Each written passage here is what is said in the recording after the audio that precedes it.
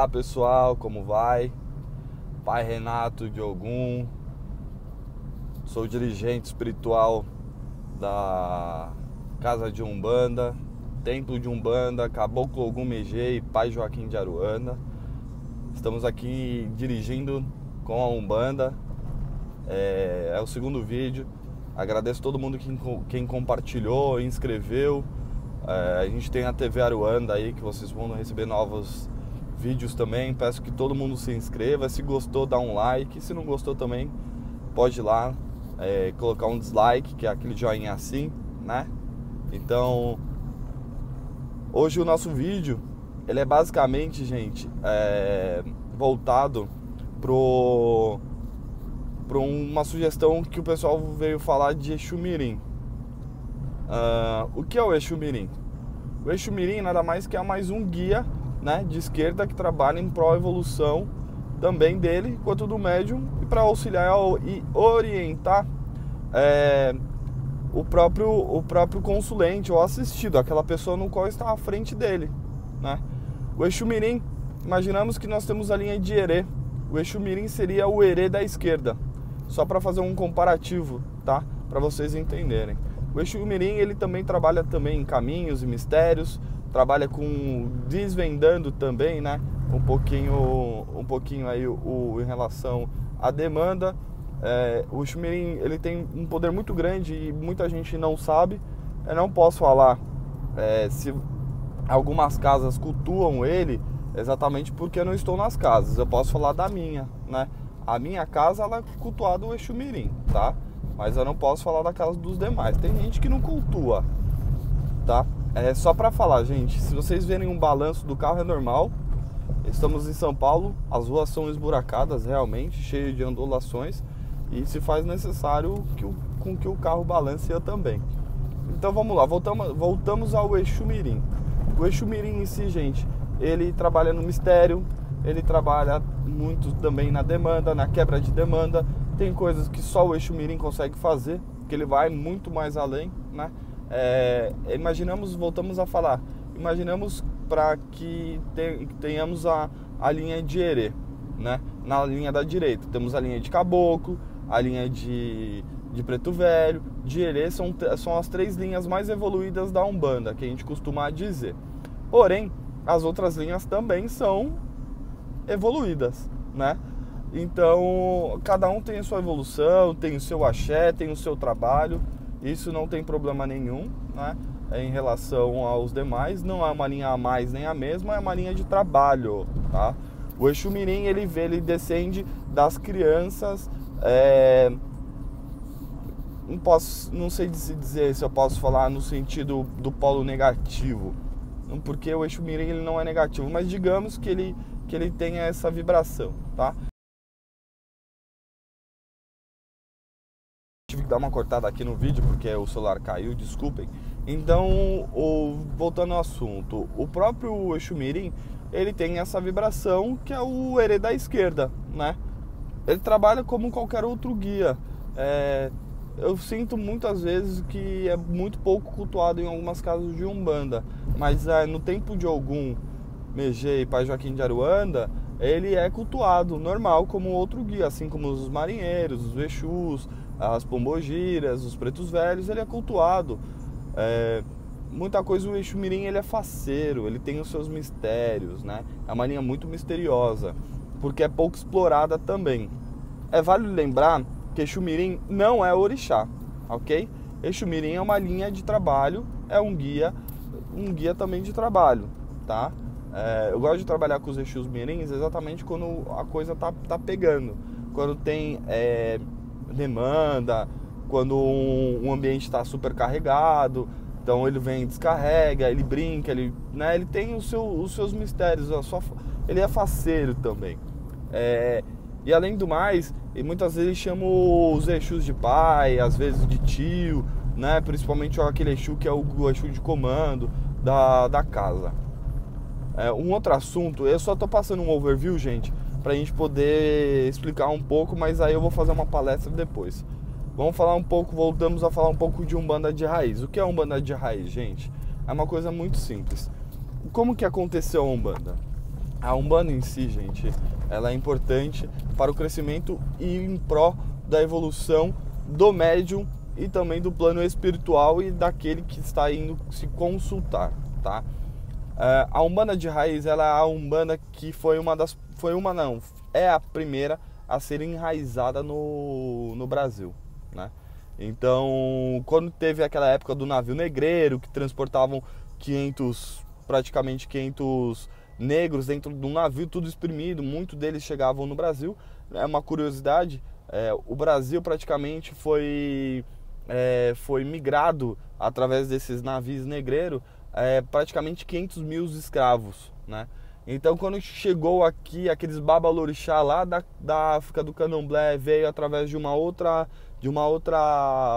tribo que fizeram a miscigenação, teve um contato maior com o índio foi lá, conversou com ele, falou de ervas, falou de pedra, que é o otá, falou de folhas, de instrumentos e tudo mais, e aí se veio fazendo.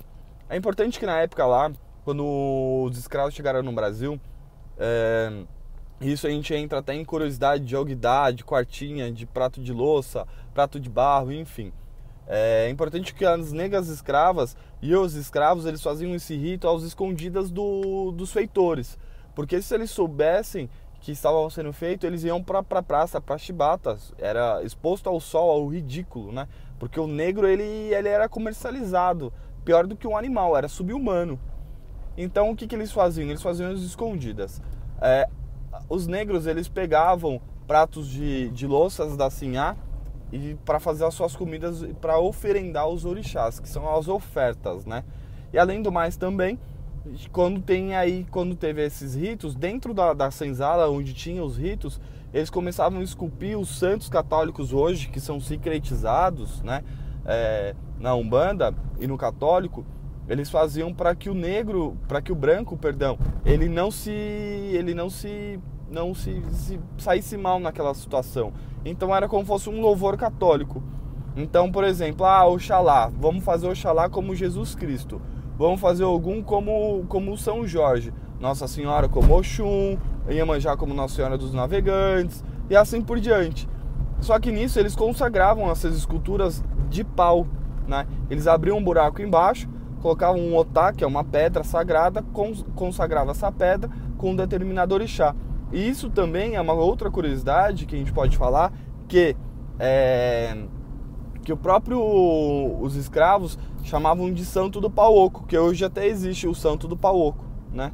Que não é nada daquilo que você imagina, e sim outra coisa, é esse o termo, né? Então aí começou a originar. A Umbanda de raiz, ela é muito parecida com com Candomblé de caboclo.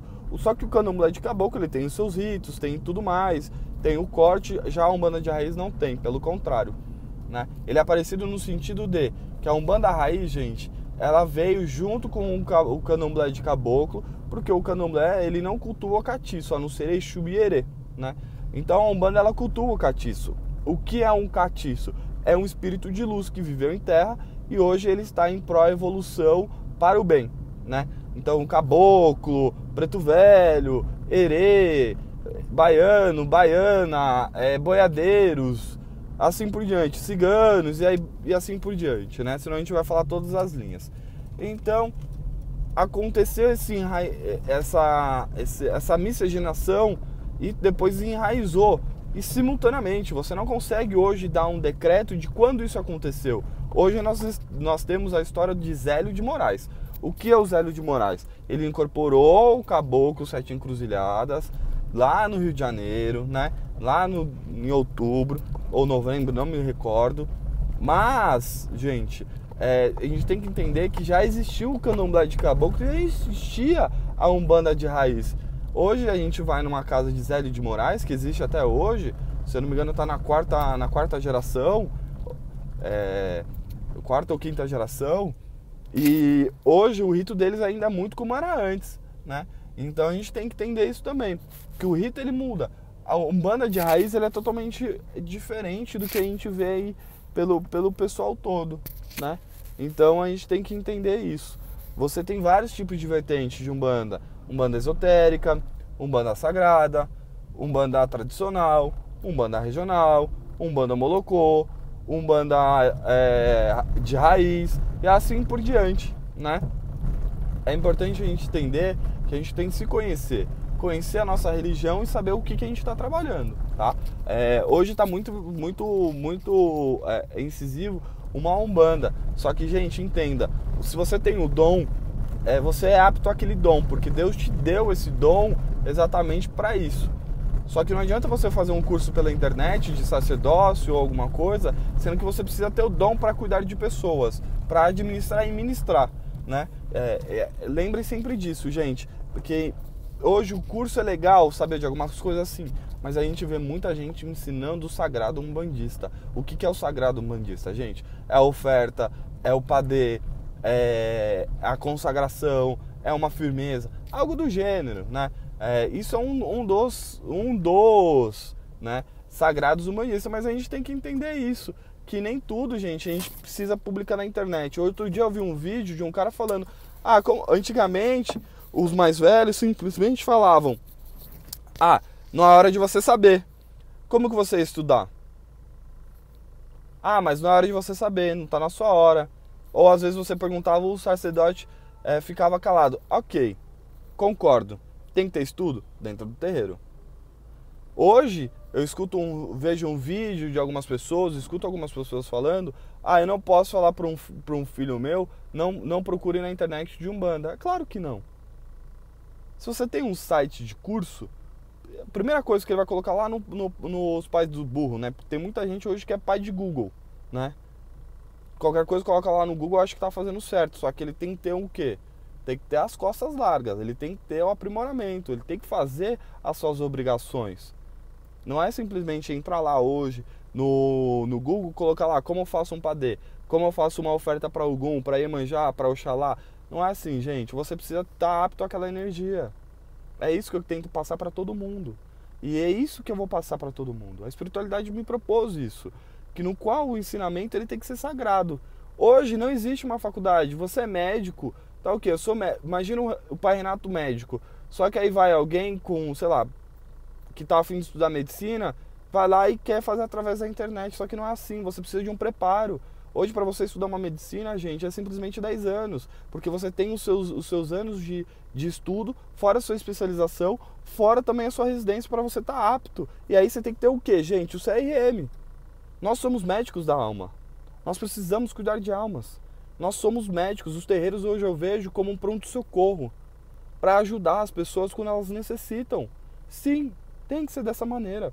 Mas a gente tem que entender, além disso tudo, não é simplesmente você ir lá e fazer um curso e achar que está com um diploma na mão que você é. E não é. Não é assim que funciona. Você precisa ter aptidão, você precisa ter esse dom. Todos nós somos médios? Sim. Só que você precisa ter aptidão, você precisa ter conhecimento. Em 2 anos você não tem conhecimento de tudo. Eu tô há 18 anos, gente, eu não sei de tudo. E nunca vou saber. O plano espiritual ele é tão maravilhoso, mas tão maravilhoso que a gente não sabe o quanto que é, né?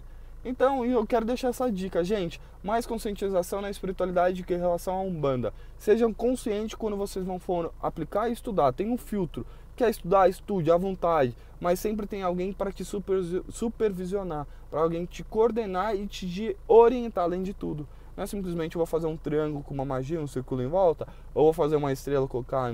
Não é assim. A Umbanda, ela é uma magia. A Umbanda, ela é magnífica. A Umbanda é sagrada. Por ela ser sagrada, ela não pode ser e não deve ser prostituída dessa maneira. Desculpa o termo. Não pode ser verbalizada dessa maneira, né? Eu sou contra, mas também não sou a favor. Eu tenho essa minha opinião onde todos têm que ter o direito de estudo e ensinamento. Só que o ensinamento ele não tem que ser cobrado. Pelo contrário, o ensinamento ele é livre. Imagina um monte de gente analfabeta e não tivesse escolas públicas hoje, no estado ou no Brasil. O que ia ser? É a mesma coisa. Procure sempre um terreiro que vai te orientar, um terreiro que vai te dar auxílio espiritual, conhecimento e estudo. E hoje eu vejo muitos médios que não estão querendo mais esperar. Quer fazer um curso hoje, amanhã sair como sacerdote. E não é assim, gente. Essa é a minha opinião. Nós ficamos por aqui, sou pai Renato do Tempo de Umbanda, Caboclo Ogum Megê e pai Joaquim de Aruanda, sou o sacerdote. Sejam muito bem-vindos às páginas. Curta o nosso vídeo. Se não gostou, descurte do mesmo jeito, mas eu preciso desse feedback de vocês e eu tô aqui para auxiliar. Se vocês precisarem, nós estamos aqui. Tá ok? Um grande beijo para todo mundo. Muito axé, muito saravá a todos. Que Oxalá possa iluminar a vida de todo mundo, para que todos possam ter conhecimento, discernimento, humildade e amor ao próximo. E além de tudo, a caridade também. Axé.